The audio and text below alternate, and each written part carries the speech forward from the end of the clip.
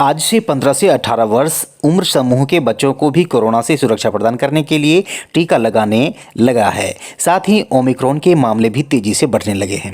लेकिन अच्छी बात यह है कि कोरोना का ओमिक्रॉन वेरिएंट एक तरह से प्राकृतिक वैक्सीन का भी काम कर रहा है। विशेषज्ञ मान रहे हैं कि हल्के असर वाला ओमिक्रॉन का संक्रमण उन मरीजों के लिए वरदान की तरह है जिन्होंने अभी तक वैक्सीन नहीं लिया है।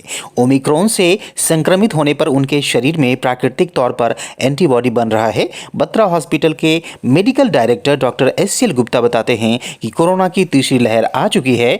अगर पिछले 10 दिनों का लेखा जोखा देखा जाए तो पॉजिटिविटी रेट 0.5 से बढ़कर 2.5 तक पहुंच गया है। ओमिक्रॉन के रूप में कोरोना किस तरह से वरदान है, बता रहे हैं डॉक्टर एस.सी.एल. गुप्ता।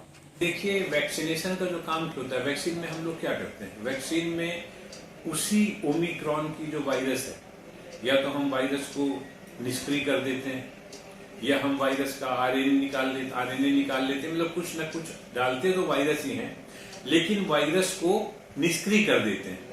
यूं समझ लीजिए, समाज में जैसे सांड होता है तो सांड को टेस्टिस हटा दीजिए तो बैल बन जाता है। तो इसी तरह खतना, जैसे खतना कर दिया आपने तो वायरस का खतना हो गया। तो वायरस की जो खराब इफेक्ट है वो आपने खत्म कर दिया। और वायरस, तो यही तो हम वैक्सीन करते हैं ना। तो यहाँ पर वायरस आपको आया, माइल्ड इन्फेक्शन हुआ, तो वही एक तरह से वैक्सीनेशन का ये काम करता है।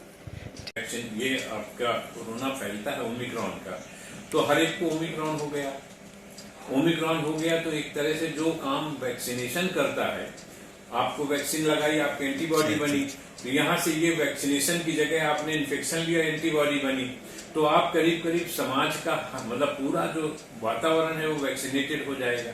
तो बिल्कुल सही आपने कहा, ये वरदान की तरह होने वाला है अगर हुआ तो। एक कोरोना जो भेष बदलता, बहुरूपिया जो भेष बदल देता है 4-4, 6-6, 8-8 दिनों में, कौन सा भेष मनुष्य के लिए हितकर होगा या बहुत ज्यादा नुकसानदायक नहीं होगा, और कौन सा भेष बहुत ज्यादा नुकसानदायक होगा, जैसे अभी डेल्टा भेष आया था। तो यह मनुष्य को ये समझना चाहिए, देश के हर नागरिक को, कि उसको सावधानी से का अपना जीवन यापन करना चाहिए। जैसे कहते हैं, सावधानी घटी दुर्घटना हुई। तो जो चीज बताई गई है, जैसे एक दूसरे के साथ दूरी से रहे, क्योंकि ये हवा से फैलता है, और ओमिक्रॉन के साथ एक चीज और है कि नॉर्मल से 70 गुना ज्यादा तेजी से फैलता है। तो आप समझ लीजिए, जो चीज 70 गुना ज्यादा है तो आपके लिए कितनी घातक होगी। तकलीफ तो हो ही रही है ना आपको। और कोई जरूरी नहीं है कि आप हेल्दी हैं तो ठीक है, अगर आपके साथ थोड़ा सा भी कुछ जुड़ा हुआ है तो वह बीमारी जो सिंपल है वो आपके लिए घातक हो सकती है। तो इसलिए सावधानी रखना जरूरी है, बार बार तरीके से हाथ धोना जरूरी है, मास्किंग बहुत जरूरी है, क्योंकि ये ड्रॉपलेट से पहुंचता है। और उससे सबसे ऊपर हर व्यक्ति को वैक्सीनेशन, सरकार के द्वारा जो निर्धारित सिस्टम है, अपना वैक्सीनेशन जरूर कराना चाहिए, चाहे वो सरकारी सिस्टम में जाए या प्राइवेट में जाए, पर अपना वैक्सीनेशन उसे जरूर कराना। सर, लेकिन जिन्होंने वैक्सीन लिया है, अभी जो दिल्ली में शुरुआती दौर में जो 34 आए थे केसेस, उनमें से 33 वैक्सीन ले चुके थे ऑलरेडी, और उनको ये ओमिक्रॉन जो नया वेरिएंट आया है उससे इन्फेक्टेड हुए। तो वैक्सीन कितना कारगर है? पर आप ये देखिए ना, वैक्सीनेशन लेने के बावजूद जो उन्हें हुआ, खतरा नहीं हुआ ना। तो अगर आप वैक्सीनेटेड हैं तो खतरे के चांसेस तो कम हो गए ना। ओमिक्रॉन का कोई स्पेसिफिक कोई ऐसा सिम्टम्स है जो डेल्टा से अलग हो? यह वायरस एक ऐसा है जो नॉर्मल वही खांसी, सर्दी, जुकाम होता है, पर यह लंग तक नहीं पहुंचता है।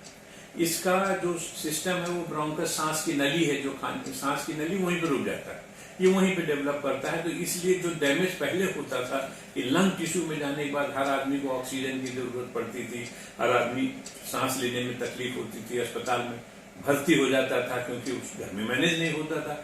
ऐसा नहीं है, ये ऊपरी अपर रेस्पिरेटरी ट्रैक्ट में रह जाता है, और जिसकी वजह से एक अच्छी चीज है।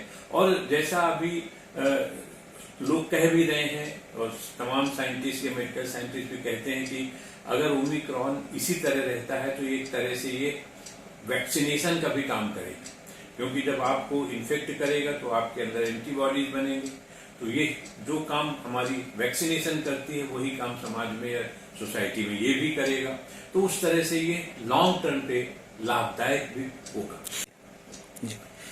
तो ये है जो कोरोना ये जो है अभी, इससे बच के तो रहना चाहिए, क्योंकि किस समय इसमें कौन सा म्यूटेशन हो जाए और यही ओमिक्रॉन से क्रोमिक्रॉन हो जाए और आपको तकलीफ देने लगे और डेल्टा का पिता निकल जाए, कुछ कह नहीं सकते।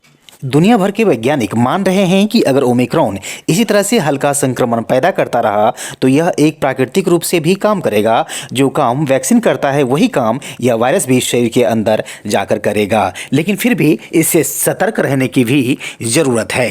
मनोज मनु, ईटीवी भारत, दिल्ली।